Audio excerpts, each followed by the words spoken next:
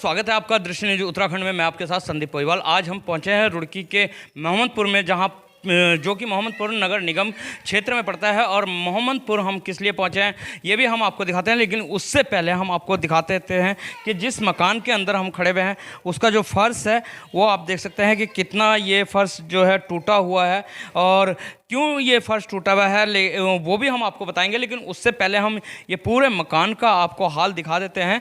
ये भाई साहब हमारे साथ हैं, लेकिन उससे पहले हम ज़रा अंदर चलते हैं और अंदर चल के आपको इस मकान का हाल बताते हैं और इस मकान का हाल क्यों ऐसा हुआ है वो भी हम दिखा देते हैं। तो हम चाहेंगे कैमरामैन को दिखाएं कितनी बड़ी बड़ी इस मकान में दरार आ गई है। ये कभी भी किसी भी वक्त ढह सकता है और किसी भी वक्त गिर सकता है, क्योंकि चारों तरफ से मोटी मोटी इस मकान में जो है दरार आ चुकी है। और ये दरार आने का क्या है, ये कारण बरसात है या और कोई कारण है, इस कारण से भी हम आपको अवगत कराते हैं।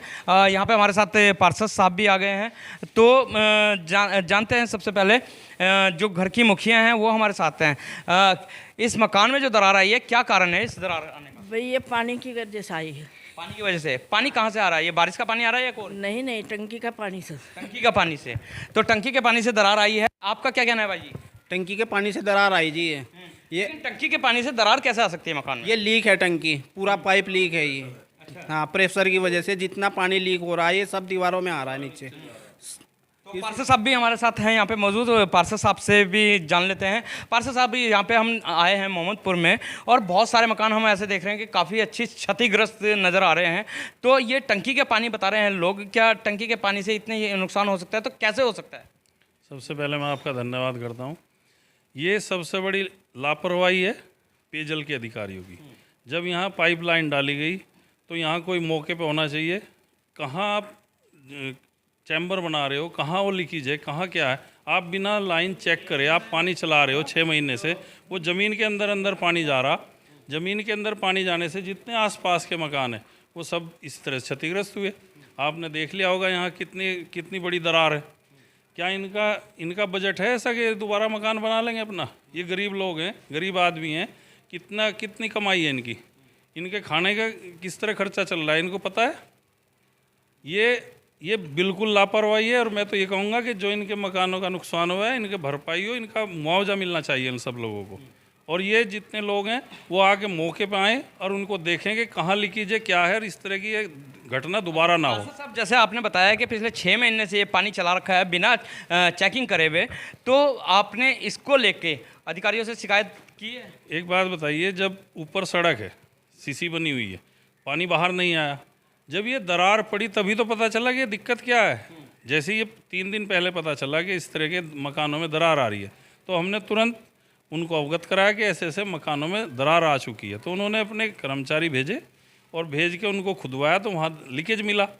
लेकिन लीकेज मिलने के बाद अभी तक कोई जिम्मेदार अधिकारी यहाँ नहीं आया। इसके लिए जनता में रोष है। उनको आना चाहिए मौके पर, कम से कम उनकी जिम्मेदारी बनती है। अगर कोई गलती हुई है तो बताएं कि इस तरह की चूक हमसे हुई है। तो इस पे अगर जो अधिकारी नहीं आते हैं और नहीं कोई संज्ञान लेते हैं तो पार्षद साहब आप भी यहाँ के जनप्रतिनिधि हैं, आपकी तरफ से क्या कदम उठाए जाएंगे? देखिए, अधिकारी नहीं आएंगे तो हमारी सरकार है, हम सीएम तक जाएंगे, लेकिन इस समस्या का हल कराएंगे। तो सुना आपने, पार्षद साहब ने साफ कर दिया है कि हमारी सरकार है, सीएम तक हम जाएंगे। इस साइड आप देख सकते हैं कितनी भीड़ है और काफ़ी आक्रोश जो है नज़र आ रहा है जनता के अंदर। और ये जहाँ से जो ये पाइप लीकेज है, सीसीटीवी रोड है, आप देख रहे हैं सीसीटीवी रोड है, पूरा दिखा देते हैं। इसके अंदर जो पाइपलाइन डली थी तो ऊपर पानी नहीं आया, लेकिन अंदर ही अंदर वो पानी रिसाव करके कहीं ना कहीं मकानों को क्षतिग्रस्त कर रहा है। और जो लीकेज हुआ था वो भी हम आपको दिखा देते हैं कि कितने गहरे गहरे यहाँ पे गड्ढे हो रखे हैं। और पिछले काफ़ी लंबे समय से ये समस्या चल रही है। इस समस्या के संज्ञान में कोई भी आला अधिकारी यहाँ तक नहीं पहुँच पाया है। कहते हैं कि ये यहाँ पे हैं और पिछले 3 दिन से यहाँ पे जो है लोग काफ़ी आक्रोश में है। और जैसे कि हमने आपको दिखाया मकान, और भी मकान दिखाएंगे कि कितने क्षतिग्रस्त हो रखे हैं। और ये देख सकते हैं आप, ये पूरा लीकेज हो रखा है और पूरा रोड भी इसकी वजह से ब्लॉक हो गया। और इतने गहरे गहरे गड्ढे हैं कि यहाँ पे छोटे छोटे बच्चे भी चलते हैं, वो उनके भी गिरने का यहाँ पे डर है। और पूरी रोड हम आपको दिखा देते हैं कि पूरी ये रोड है जो क्षतिग्रस्त हो रखी है। तो पार्षद साहब ने बताया कि सीएम के पास जाएंगे, लेकिन और जो आम लोग हैं हमारे से, उनसे भी पूछ लेते हैं हम कि ममता जी, कितने दिन से ये परेशानी हो रखी है? ये तो जब से लगा है पानी चला है तो जब से परेशानी हो रही है। तो इसको लेके आपने शिकायत नहीं करी है कहीं? शिकायत हम करो जाओ, इनके नहीं कहो जाएगा भाई क्या कर रहे तुम, अपने टंकी उठा दे रहे हो, हमने लगवाते तो ये आवे नहीं कहो और किसे कहते हम। अच्छा, बिल कितना आ रहा है आप लोगों का? बिल आओ हम दिखाओगे, आप उन्हें पढ़ के बताइए, मैं पानी भी दिखाऊंगा आपको, चलो मेरे साथ चलो। हाँ जी, चल रहे हैं, आपके साथ भी चल रहे हैं, लेकिन उससे पहले और भी लोग हैं, उनकी भी राय जान लेते हैं। भाई साहब, क्या कहना चाहेंगे आप? भाई साहब, ये जो नगर निगम की तरफ से पाइपलाइन बिछी है, ये एक तरह की नाकाम योजना है इनकी। उससे सारा का सारा जितना मोहल्ला है पानी में डूब चुका है अंदर खाने। और इन्होंने क्या नाम है, जो टी पॉइंट होता है वहाँ पे सीमेंट के जो खाली कट्टे होते हैं उसको धूस रखा है। उसकी उससे पानी अंदर खाने वो लीकेज हो गया और अपना रास्ता बनाते चला गया। और जिसकी उससे कम से कम 20-25 मकानों के नीचे पानी सारों में फैल गया।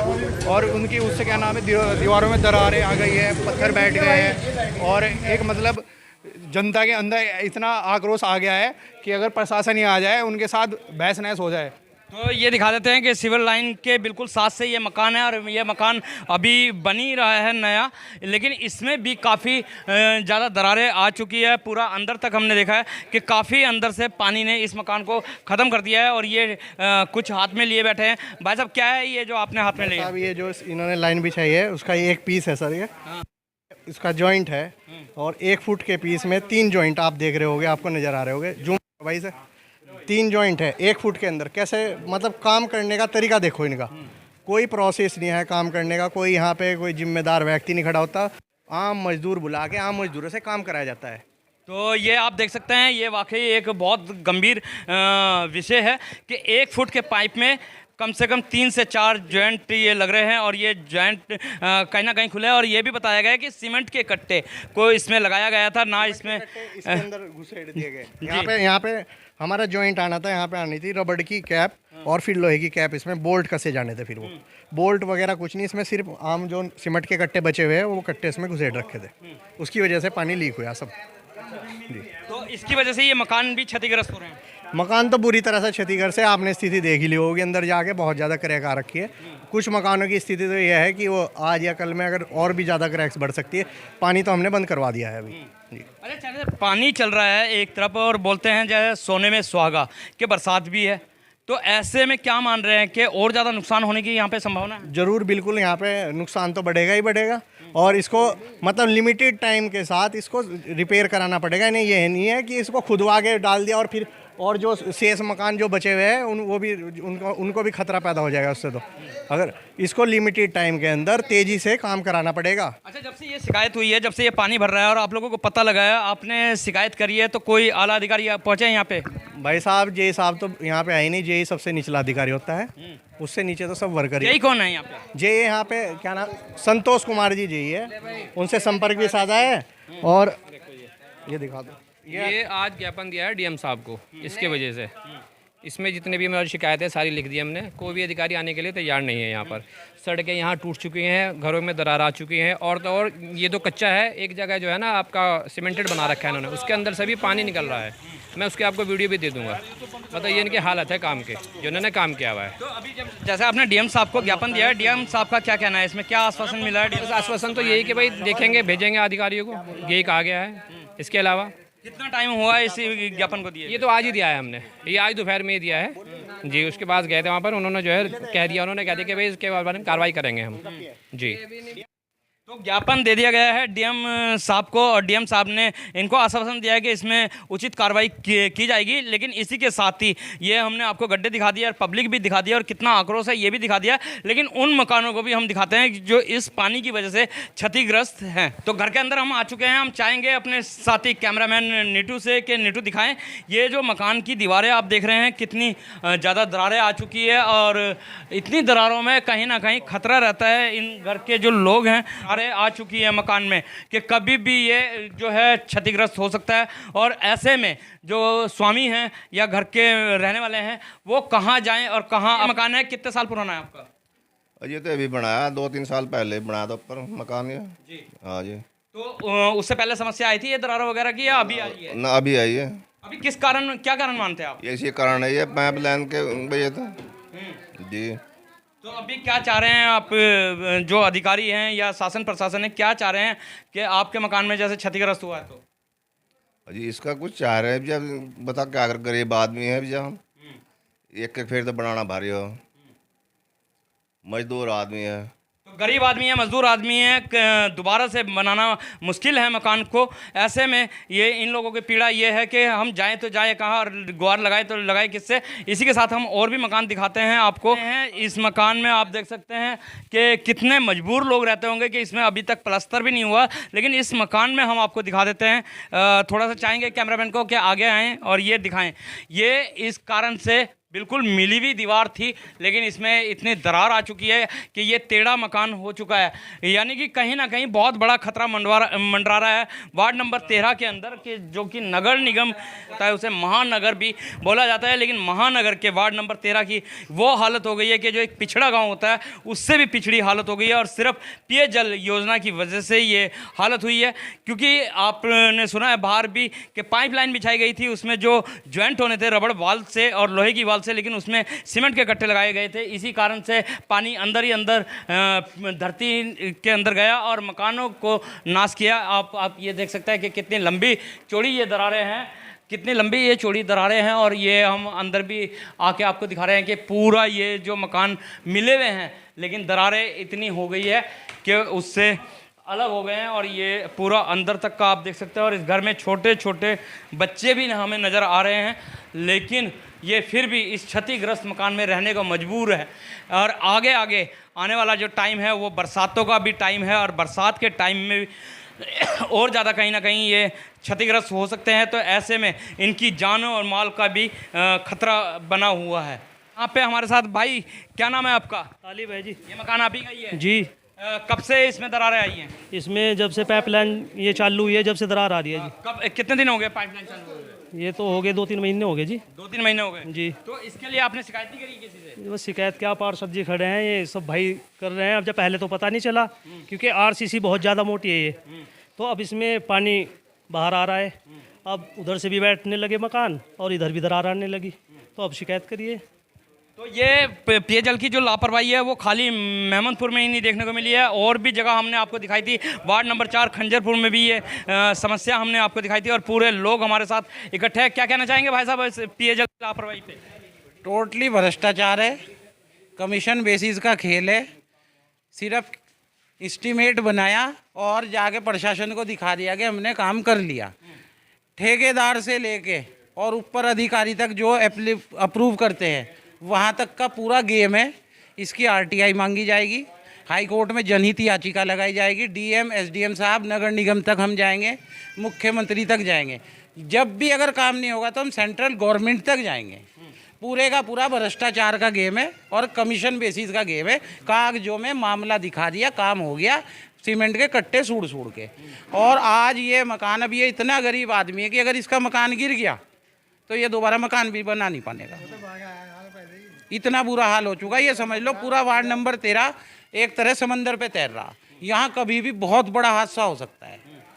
अच्छा, जो यहाँ की ज़मीन है मोहम्मदपुर की, तो ये क्या कभी तालाब वगैरह था या बिल्कुल समतल ज़मीन थी? नहीं, कभी यहाँ कोई तालाब वगैरह नहीं था, कुछ नहीं था। जब से निगम के अंडर में यहाँ पे आए हैं तब से ये पाइपलाइनें डली है, ये प्रॉब्लम्स आई है।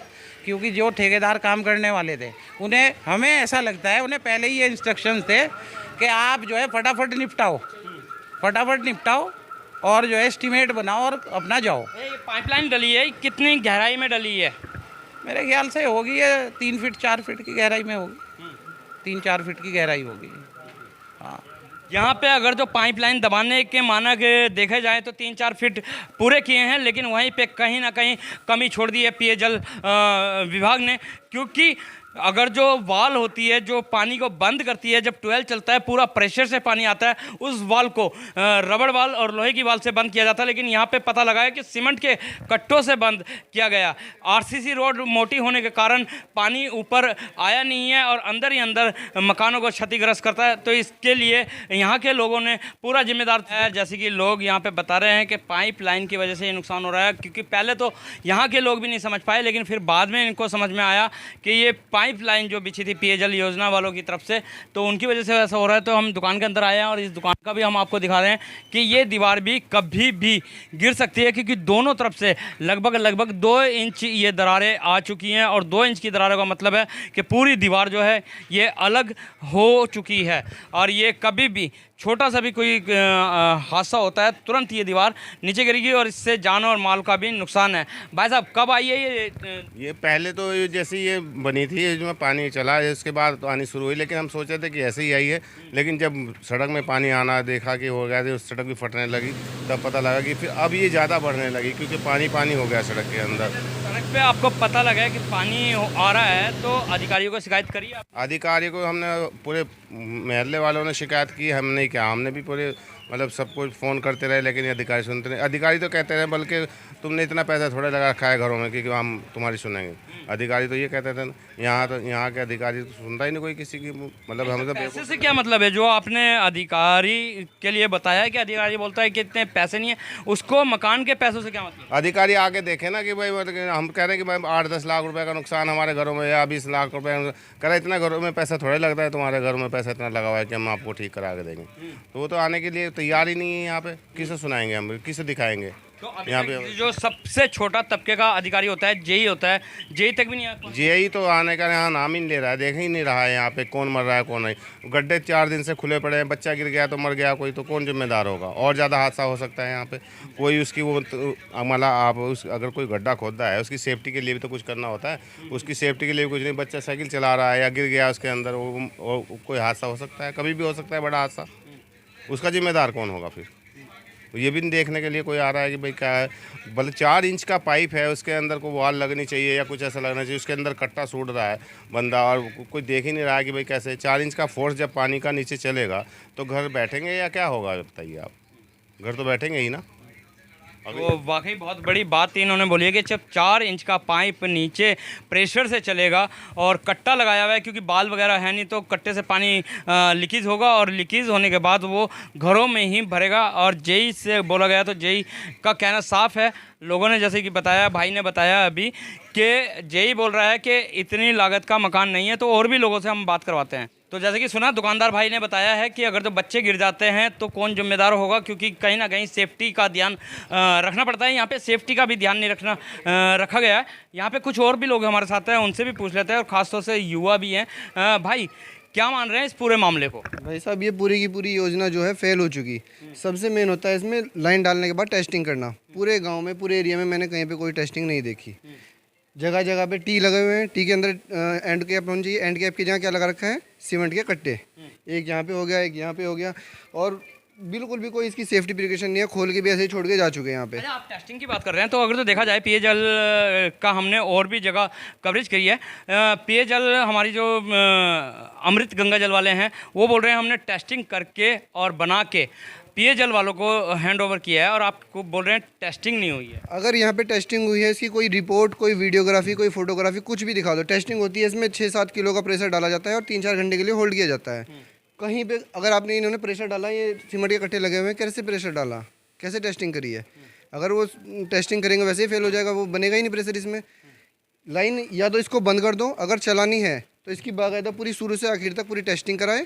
टेस्टिंग कराने के बाद तब लाइन चालू होनी चाहिए, वरना ये मकान जैसे गिरने लगे आपको 10-12 दिन में 1-2 मकान गिरने की सूचना अपने आप ही मिल जाएगी, जो फिलहाल हाल है। छोटे छोटे कनेक्शन है, कनेक्शन लीकेज है, घर में पानी नहीं आ रहा और उनके बिल आ रहे हैं। मेरे पास मेरा बिल है ये। हाँ, बिल देखने से पहले हम एक बात और जानना चाहेंगे कि जैसे आपने ये टेस्टिंग वाली बात बताई है और बताया जा रहा है कि आप भी इंजीनियर हैं, तो ऐसे में अधिकारियों को किस तरीके से इसकी टेस्टिंग करनी चाहिए कि जो जानवर माल का यहाँ पे नुकसान होने का डर है वो रोका जा सके? जितने भी कनेक्शन हैं, अब इन्होंने जितने भी कनेक्शन दिए हैं, सब कनेक्शन को बंद किया जाए। पूरी लाइन की टेस्टिंग की जाए इसकी। इसमें प्रेशर डाल के, इसमें पूरा प्रेशर गेज लगेगा, एक साथ इतनी बड़ी की टेस्टिंग नहीं हो पाएगी। 700 मीटर 800 मीटर की छोटी छोटी इनके पैसेज बनाए जाएँ, उनकी इनकी टेस्टिंग की जाए। टेस्टिंग के बिना जितने भी आप काम करोगे ये फेल ही होगा।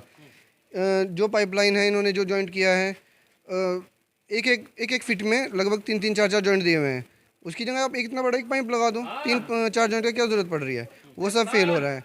जब तक प्रशासन यहाँ नहीं, अधिकारी नहीं आएंगे यहाँ पे, सूद नहीं लेंगे, कुछ फ़ायदा नहीं है। यहाँ पे लाइन को चला के सिर्फ घर की और सड़क का ध्वस्तीकरण होना है और कुछ नहीं होना है। अच्छा, एक बात हमें और यहाँ पे जब हम आए और हमें पता लगी है कि इस गड्ढों को भरा जा रहा था लेकिन आप लोगों ने नहीं भरने दिया, क्या मुख्य कारण है जो गड्ढे नहीं भरने दे रहे? सर, जहाँ पे टी पॉइंट लगे हुए हैं हमको वहाँ पे चैम्बर चाहिए, क्योंकि अभी पीछे एक जगह चैम्बर नहीं है, टी पॉइंट है। पानी आप जैसे ये सीसी रोड है ना, इससे डायरेक्ट पानी ऐसे आ रहा है जैसे उबल उबल के आ रहा है। चैम्बर होगा, कभी कोई फ्यूचर में कोई प्रॉब्लम हुई इसको खोल के हम दोबारा से ठीक कर सकते हैं। अगर आप चैम्बर नहीं लगाओगे, ऐसे ही बंद करोगे, फिर ऐसे ही सड़क टूटेगी। अभी रास्ता बिल्कुल अवरुद्ध है, यहाँ पे कोई नहीं आ जा पाता। बच्चों के लिए सेफ्टी का खतरा है हमेशा। हमारे सामने भी ये बजरी और रेत आ रही थी, कॉर्सेंट आ रही है कि क्या नाम ठीक करेंगे, तो ठेकेदार कौन है ये ठीक करने वाला? क्योंकि जो मेंटेनेंस करने वाला ठेकेदार है उसी ने ही ये बनाया। परवेश जी थे कोई यहाँ पे ठेकेदार, वो उनके लड़के आए थे, अब वो जा चुके हैं यहाँ से, भाग चुके हैं वो।